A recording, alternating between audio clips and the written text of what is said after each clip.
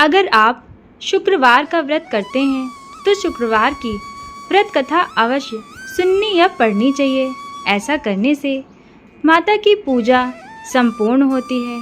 तो आइए जानते हैं कि माता संतोषी की व्रत कथा क्या है। तो चलिए शुरू करते हैं हमारी आज की ये कथा। एक गांव में एक बुढ़िया रहती थी जिसके 7 बेटे थे। 6 बेटे कमाने वाले थे और एक बेटा निकम्मा था। बुढ़िया माँ 6 पुत्रों का जूठा 7वें पुत्र को देती।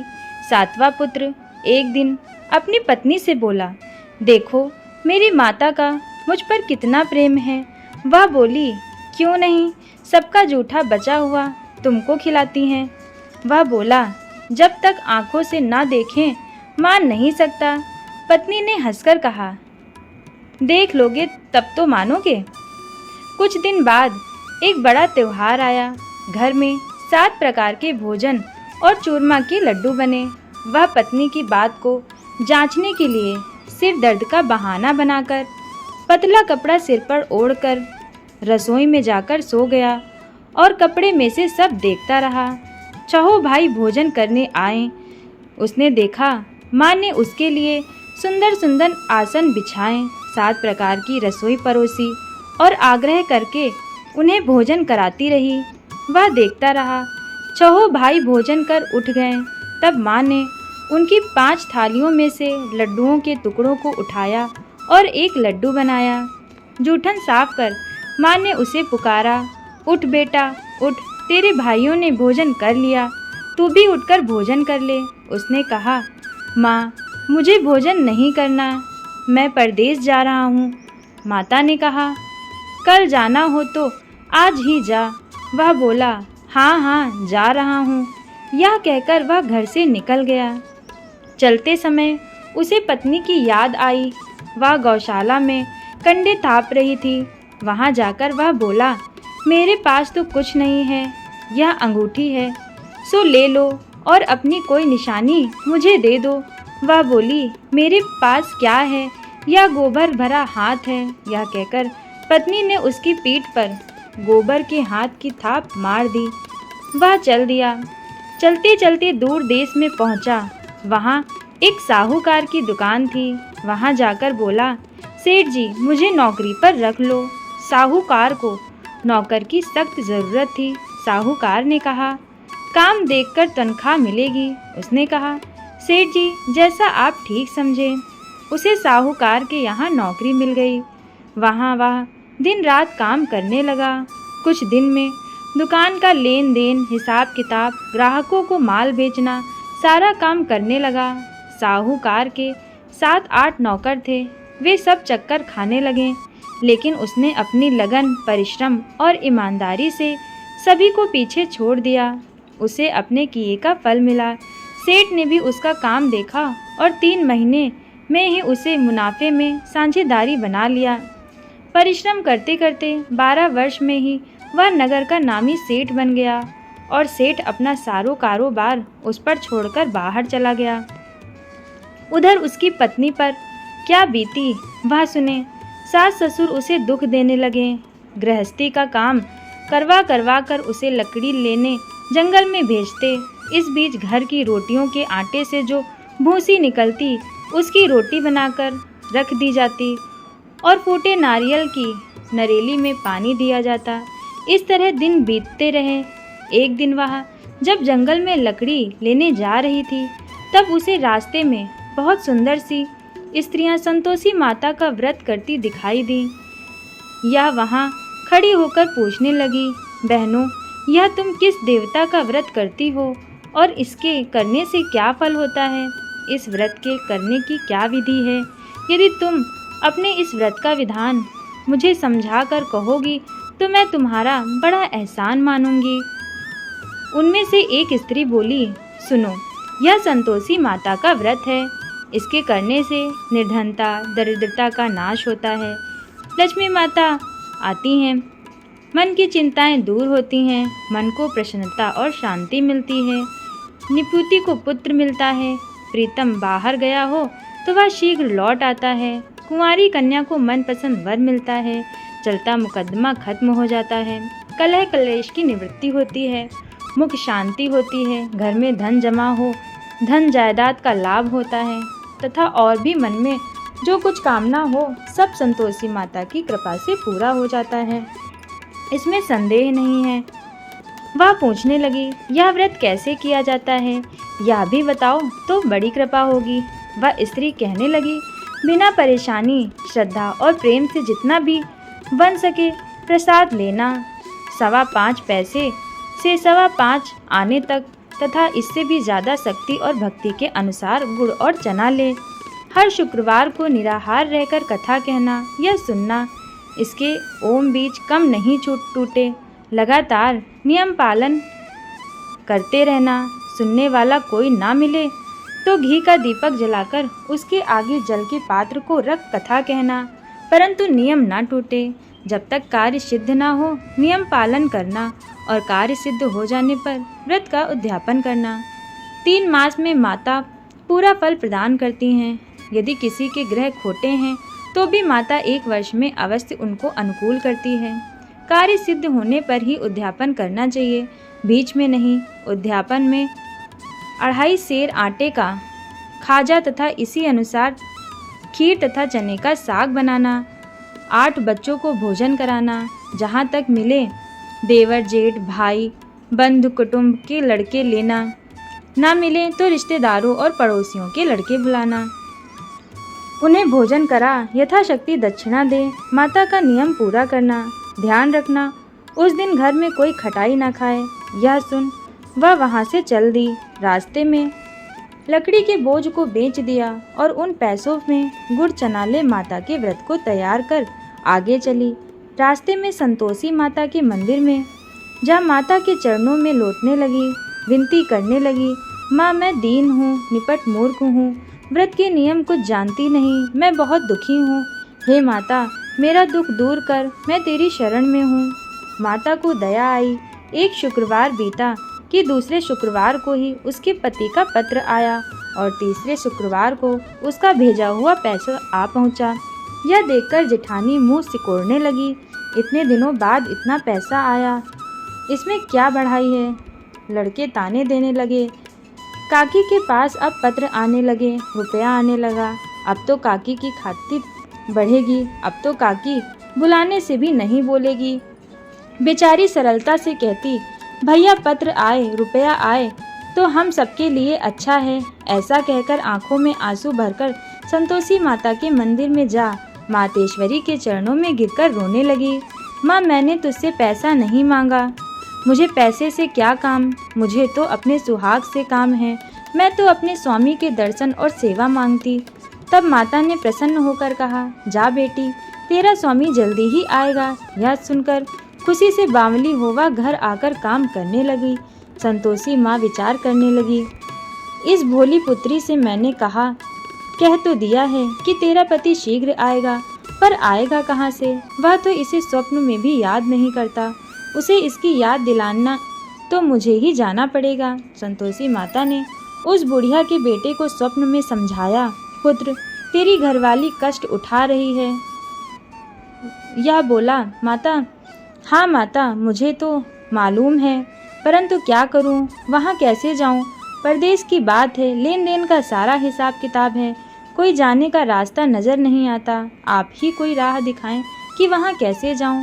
माँ कहने लगी, सवेरे नहा धोकर संतोषी माता का नाम ले, घी का दीपक जला दंडवत कर और दुकान पर बैठ जाना। देखते देखते तेरा लेन देन चुक जाएगा, जमा माल बिक जाएगा, सांझ होते होते धन का ढेर लग जाएगा। वह अगले दिन सुबह बहुत जल्दी उठा। उसने अपने मित्र बंधुओं परिचितों से स्वप्न में माता द्वारा कही गई बात कह सुनाई। वे सब उसकी बात सुनकर उसकी खिल्ली उड़ाने लगे। वे कहने लगे, कहीं कभी सपने की बात भी सच्ची होती है। एक बूढ़ा व्यक्ति बहुत समझदार था। वह बोला, देखो भाई मेरी बात मानो, इस तरह सच या झूठ कहने के बदले देवता ने जैसे कहा वैसा ही करना, तेरा क्या जाता है। बूढ़े की बात मानकर नहा धोकर उसने संतोषी माता को प्रणाम किया, फिर घी का दीपक जलाकर दुकान पर जा बैठा। शाम तक धन का ढेर लग गया। वह हैरान हुआ मन में संतोषी माता का नाम ले प्रसन्न हो घर जाने के वास्ते गहना कपड़ा व सामान खरीदने लगा। सब काम निपट अपने घर को रवाना हुआ। उधर उसको पत्नी जंगल में लकड़ी लेने गई थी। लौटते वक्त थक जाने के कारण संतोषी माता के मंदिर पर विश्राम करने बैठ गई। यह तो उसका रोज रुकने का स्थान था। धूल उड़ती देख उसने माता से पूछा, हे माता, यह धूल कैसी उड़ रही है? माँ ने कहा, हे पुत्री, तेरा पति आ रहा है। अब तू ऐसा कर, लकड़ियों के 3 बोझ बना, एक नदी के किनारे रख, दूसरा मेरे मंदिर पर और तीसरा अपने सिर पर रख। तेरे पति को लकड़ी का गट्ठा देखकर मोह पैदा होगा, या वहाँ रुकेगा, नाश्ता पानी बना खाकर माँ से मिलने जाएगा। तू लकड़ी का बोझ उठाकर जाना और बीच चौक में गड्ढा डालकर 3 आवाज़ें जोर से लगाना। लो सासू जी, लकड़ियों का गट्ठा लो, भूसी की रोटी दो, नारियल के खोपरे में पानी दो। आज कौन मेहमान आया है? संतोषी माँ की बात सुनकर वह बहुत अच्छा माँ कहकर प्रसन्न मन से लकड़ियों के 3 बोझ बना लाई। एक नदी के तट पर, दूसरा माता के मंदिर पर। इतने में ही मुसाफिर वहां आ पहुंचा। सूखी लकड़ी देख उसको इच्छा हुई कि अब वहीं विश्राम कर लें और भोजन बनाकर खा पी के गांव चलें। इस प्रकार भोजन कर विश्राम कर वह अपने गांव में आ गया। उसी समय बहू सिर पर लकड़ी का गट्ठा लिए आई। उसने गट्ठे को आंगन में डाला और जोर से 3 आवाज़ें दी। लो सासू जी, लकड़ी का गट्ठा लो, भूसे की रोटी दो, नारियल के खोपर में पानी दो। आज कौन मेहमान आया है? यह सुनकर सास ने अपने दिए हुए कष्टों को बुलाने के लिए कहा, बहू, तू ऐसा क्यों कहती है? तेरा मालिक ही तो आया है। बैठ, मीठा भात खाकर कपड़े गहने पहन। पत्नी की आवाज़ सुनकर उसका स्वामी बाहर आया और उसके हाथों में पहनी अंगूठी देख व्याकुल हो गया। उसने माँ से पूछा, माँ, यह कौन है? माँ बोली, बेटा, तेरी पत्नी है। आज 12 वर्ष हो गए हैं जब से तू गया है, तब से सारे गांव में जानवर की तरह भटकती फिरती है, काम काज कुछ करती नहीं, 4 समय आकर खा जाती है। अब मुझे देखकर भूसी की रोटी और नारियल के खोपर में पानी मांगती है। वह बोला, माँ, मैंने इसे भी देखा है और तुझे भी। मुझे दूसरे घर की चाबी दो, मैं उसमें रहूँगा। ठीक है बेटा, जैसी तेरी मर्जी, कहकर माँ ने चाबी का गुच्छा बेटे के सामने रख दिया।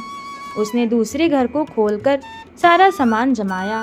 एक ही दिन में वहाँ राजा के महल जैसा ठाट बाट बन गया।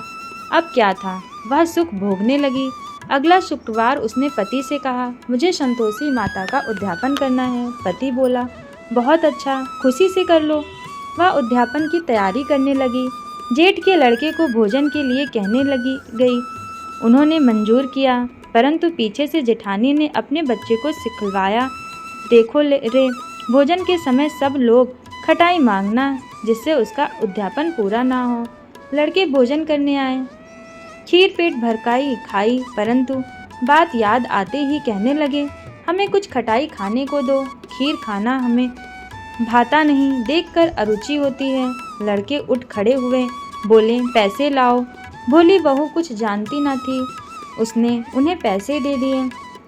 लड़कों ने बाजार जाकर उन पैसों से इमली खरीदी और खाई। यह देखकर बहू पर माता जी ने कोप किया। राजा के दूत उसके पति को पकड़कर ले गए। अब सब मालूम हो जाएगा। जब जेल की रोटी खाएगा। बहू से यह वचन सहन नहीं हुए। वह संतोषी माता के मंदिर में गई और कहने लगी, माता, तुमने यह क्या किया? हंसकर क्यों रुलाने लगी? माता बोली, पुत्री, तूने मेरा व्रत भंग किया है, इतनी जल्दी सब बातें भुला दी। वह बोली, माता, भूली तो नहीं हूँ, ना कुछ अपराध किया है, मुझे तो लड़कों ने भूल डाल दिया है, मुझे क्षमा करो माँ। माँ बोली, ऐसी भूल भी कहीं होती है? वह बोली, अब कोई भूल नहीं होगी। अब बताओ मेरे पति कैसे आएंगे? माँ बोली, पुत्री, जा, तेरा पति तुझे रास्ते में ही आता मिलेगा। वह मंदिर से निकलकर बाहर आई तो रास्ते में उसे अपना पति आता हुआ मिला। उसने पूछा, कहाँ गए थे? वह बोला, इतना धन जो कमाया है उसका कर राजा ने मांगा था, वह भरने गया था। वह प्रसन्न होकर बोली, भला हुआ, अब घर चलो। फिर अगला शुक्रवार आया। वह बोली, मुझे माता का उद्यापन करना है। पति ने कहा ठीक है करो। वह फिर से जेठानी के लड़कों से भोजन को कहने गई। जेठानी ने लड़कों को सिखा दिया कि तुम पहले की तरह ही खटाई मांग ला। लड़के भोजन करने बैठे, लेकिन भोजन करने से पहले ही कहने लगे, हमें खीर पूरी नहीं भाती है, जी बिगड़ता है, कुछ खटाई खाने को दो। वह बोली, खटाई खाने को नहीं मिलेगी, खाना हो तो खाओ, नहीं तो वहाँ से उठकर चले जाओ। उनके उठकर चले जाने पर उसने ब्राह्मणों के लड़कों को बुलाकर भोजन करवाया। दक्षिणा की जगह उन्हें एक एक फल दिया, जिससे संतोषी माता प्रसन्न हो गई और माता की कृपा से 9 माह बाद उसको चंद्रमा के समान एक सुंदर पुत्र प्राप्त हुआ। पुत्र को लेकर वह प्रतिदिन संतोषी माता के मंदिर जाने लगी। माँ ने सोचा कि यह रोज आती है, आज क्यों न मैं इसके घर चलूं, इसका आसरा देखूं, वह कहाँ रहती है। यह विचार कर माता ने भयानक रूप बनाया। गुड़ और चने से सना मुख, ऊपर से मुंड के समान होंठ, उस पर मक्खियाँ भिनभिनाती रहीं। दहलीज में पैर रखते ही उसकी सास चिल्लाई, देखो रे, कोई चुड़ैल डंकनी चली आई है लड़को, इसे भगाओ, नहीं तो सबको खा जाएगी। बहू रोशनदान से देख रही थी, वहीं प्रसन्न हो उठी। आज मेरी माता मेरे घर आई, यह कहकर दूध पीते बच्चे को गोद उतार दिया। इस पर उसको सास क्रोध में भरकर बोली, अरे रान, इसे देखकर कैसे उतावली हो रही हो, बच्चे को पटक दिया। इतने में माँ के प्रकोप से जहाँ देखो वहाँ लड़के ही लड़के नजर आने लगे। यह बोली, माँ जी, मैं इनका व्रत करती हूँ, यह वही संतोषी माता हैं।